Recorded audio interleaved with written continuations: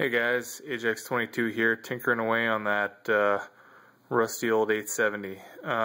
Pulled the known good trigger group out of that 870 that I had. As you can see, it's got the aluminum frame, same as the beat up one that we're working on. And I figured I'd take a look and see just what was up. It turns out that the one that I had that was known good actually had a almost identical setup to the one that I pieced together out of those parts. It has the old unmodified lifter, and it has the older profile slide release, but it has the detent equipped trigger, just like we wound up going with on the old beat up one. One thing to note though is that with the old style lifter assembly, it did not have a washer. Instead, what it had was a casting as part of the well, I mean, it just sort of swaged that pin into the casting directly, whereas on the one we're working on, because we used the washer, we swaged it to the washer, but we had to use the cutaway lifter assembly. It looks like this this style was pretty much, it wouldn't work if it in a polymer frame. There's no bump out for that thing to swage into, and yeah, if you even if you peened it out, it would still have a chance of pulling in or wearing out because it's polymer. It wouldn't have a bearing surface to ride on. So there probably is a different pin that's recommended for use in the aluminum trigger housings. You know, it looks like the one that they're using is a little bit shorter than this one. This one actually sticks out quite a bit, as this casting does have a let's see if we can get this bad boy to focus. Come on. As there is a piece that's cast into that does effectively the same thing as that washer. And since it's aluminum, it's not going to suck through as it wears.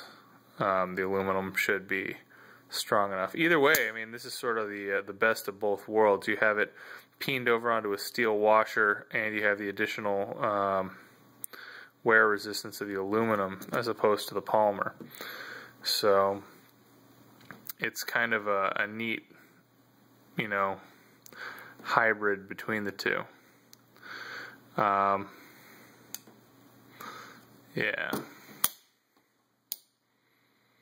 not a lot of difference. The plungers look to be about the same. The original trigger group had a I believe it had a slightly different material on the trigger, just like this one, different from the original old parts that we had. It must have been some sort of transitional model, because this trigger group came as a complete unit. It wasn't pieced together for that project. Yeah, kind of cool. Anyway, we're gonna go slap it into the gun and see what happens. I'm just gonna edit these videos together, so we'll be right back. Alright guys, we're back. I swapped in the new trigger group into the known good 870, and well, we got a little bit of a problem. I think that this component, the old version, is not working well in this shotgun. Essentially,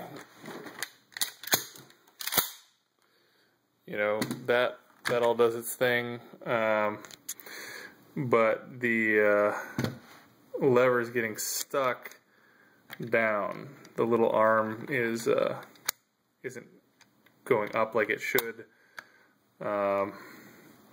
If it did, then there's another issue. It's going up a little too far, and you basically have this issue where you keep pulling the trigger, and on the 5th round or so, or it's not the 5th round, the 5th pull or so, it eventually goes off. But something about the interaction between that lever and the action bar and the trigger, or sear, I think it's the trigger, is not happy. And it's also not locking the action. I mean, it's still, the locking plate is locking against the lugs in the barrel, so it is locked. You could fire it like this, but it's not right. It's not right. It's effectively bypassing the slide release. And as you see, 1, 2, 3, 4, 5, 6, 7, 8, 9, 10. On the 11th pull, it went. Something's definitely wrong there. I think that it may just be the geometry of the little lever. I'm not 100% sure it didn't get tweaked. It wasn't exactly the same as the new lever we got. So I think the prudent way to do this is actually to pull this back out, pull it apart, swap this little bad boy in, and then see if we still have the same problems. Yeah. Other than that, I may actually have to go watch somebody else's video on how these things work, or tuning these things, or fixing these things, because I'm not exactly sure what's going on here. Alright, you know, no one ever said it was going to be easy. You know, taking parts from shotguns of many different eras and trying to make them run together harmoniously. Yeah, so I'm gonna get back to it.